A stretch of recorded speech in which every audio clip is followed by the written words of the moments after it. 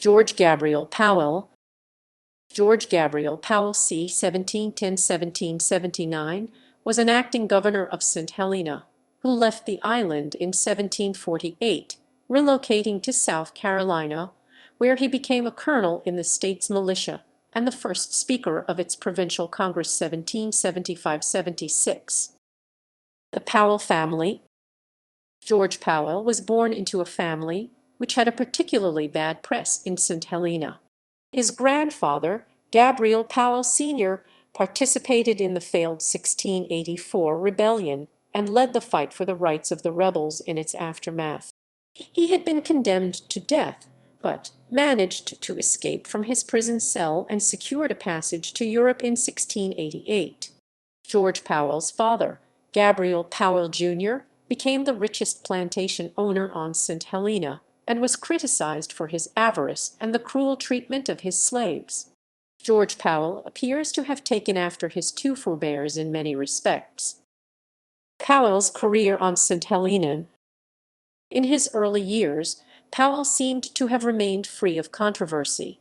In 1739, he was appointed a member of the four-person St Helena Executive Council. 2 years later, aged about 31, he married Sarah Francis. By this time, he had also positioned himself as a champion of anti-corruption on the island. But St Helena historian Thomas Brooke, an ex-governor of the island, claimed that Powell deliberately ingratiated the directors of the East India Company by exposing fraud in order to gain a position from which he could perpetrate even worse excesses. However, caution should be exercised, as almost all the sources for the St Helena period are hostile to the Powell family, partly because all three generations had, at some stage, come into direct conflict with the governing authorities of the island. Powell had been promoted to the rank of deputy governor in May 1741 to help the new governor, Major Thomas Lambert, bring a new broom to the island's affairs. But with the sudden death of Lambert, Powell was appointed acting governor in July 1742. He made an enemy of key islanders, particularly Councillor Dixon, who was instrumental in bringing charges of large-scale fraud against him in May 1744. Powell refused to defend himself and claimed, like his grandfather and the rebels of 1684, that he was only prepared to submit to British law through a British court of justice rather than a self-interested tribunal of the East India Company. When the directors of the company did move against him, he simply liquidated his extensive assets and fled the island for North America. Establishing himself in South Carolina, Powell's public record was to be very different in his adopted country. In South Carolina, he established himself on a large plantation called Weymouth at the mouth of the Great PD River.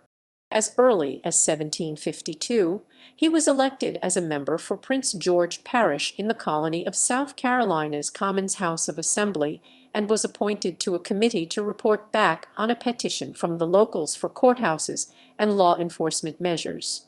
6 years later, Powell is listed as a colonel with the South Carolina militia. In late 1759, he participated in a 3-month expedition against the Cherokee Nation during the period when it was cooperating with the French. Almost a decade later, he took a leading role in an attempt to quell disturbances in the back country by a group ex-slaves and small landowners led by an armed band known as the Regulators. The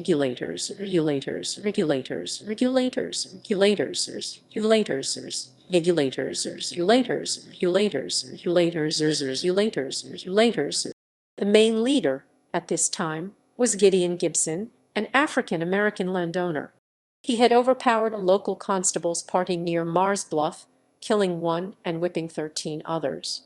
Powell had been dispatched with a small force to arrest Gibson and bring order back to the frontier areas of the PD.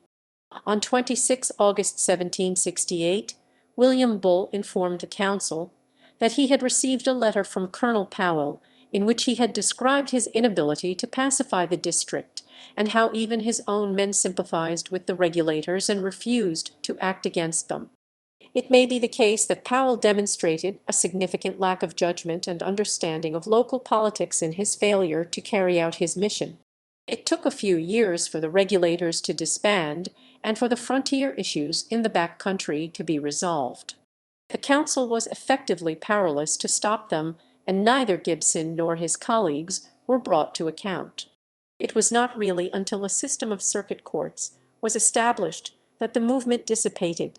Legislation addressing their issues was put into effect in 1772, and it is only then that the regulators disappeared from the record. Involvement in the independence movement.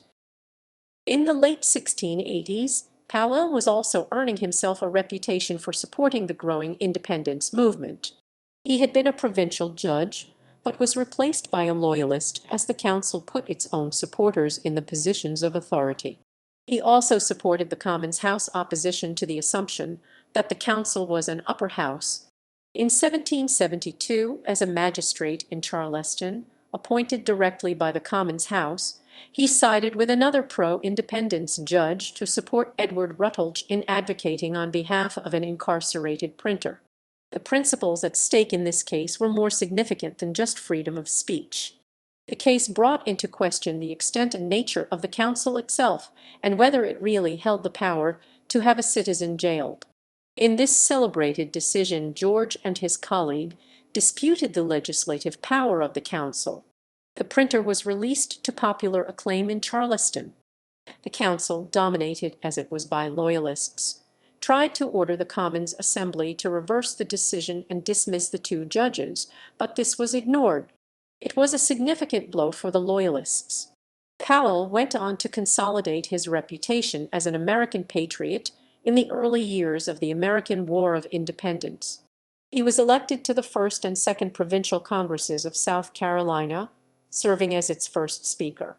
On 3 April 1776, Powell and John Parsons had the privilege of addressing the newly appointed Revolutionary governor, John Rutledge, on behalf of the Provincial Congress. Powell's speech was a carefully crafted justification of the war and a polite reminder for the governor that the new Constitution provided the overriding principles of government to which he should adhere. Whatever is thought about the infamy of Powell and his antecedents on St Helena, this speech helps explain his family's ideological position concerning the excesses of British colonialism. Military record. In the military sphere, Powell was active in helping organize the defenses of Charleston and the northern region of the state. His work must have been important, as the South Carolina militia was successful in repelling the first British attack on Charleston in 1776. But Powell's military record is not altogether positive. On two occasions, Powell seems reluctant to deploy his troops to reinforce other areas. On 28 November 1775, Congress ordered him to send 600 men to reinforce Colonel Richardson. On 20 December, i.e., almost 4 weeks later, he still had not acted on the order. As it happened, the order was reversed and there were no consequences for his tardiness. Powell may have had better intelligence than Congress, which may have motivated him in ignoring the order, or this may be an example of his wily ways. The second example occurs in April 1778, after setbacks for the Americans in Philadelphia, when the general expectation amongst the South Carolina commanders is that they should all pitch in to reinforce Washington in the north. Powell's Congress colleagues for the parish of St. David, Samuel Wise and Henry Harrington, reported that Colonel Powell told me yesterday he would not go off, for we should have enough on our hands without troubling them. Again, it is hard to determine whether Powell was acting in his own self-interest, or whether, as a senior and experienced commander, he was genuine in his caution. In any case, he was right to consider that the situation in South Carolina was precarious.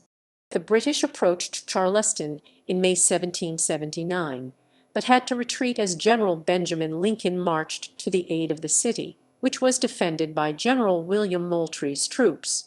In early 1776, Powell faced intense criticism of his mission to build a new fort at Cherry Hill to shore up the northern reaches of the state and to garrison this stockade with supplies of gunpowder and a force of 50 men. Congress recalled him after considerable debate on the matter, in which Powell and his advocates argued strongly for its continuance. Nevertheless, the initiative was deemed to be too expensive and an inappropriate location for a major defensive investment. Another colonel of the South Carolina forces, William Moultrie, who later became governor of the state, was particularly critical of the venture. It might be argued that Powell, once more, was using public funds to suit his own purposes, as Cherry Hill was in close proximity to his personal estates. Death. George Gabriel Powell died in January 1779. He was a flawed character, seen by some as a patriot and others as a schemer. Alexander Gregg, the Cherry's district historian and a local bishop, eulogized him as follows: "No man of the time had occupied a more conspicuous or honorable place in all connected with the public interests of the Pedee than George Gabriel Powell." On the 21st January, his useful life was brought to a close in Christ Church parish. Having early won the confidence and affection of the people on the Pedee, he retained his place in their esteem with singular uniformity through years of eventful changes, relinquishing at times in their behalf positions of more commanding influence, returning to their service as his first love, and devoting to it his mature labors to the end of his career.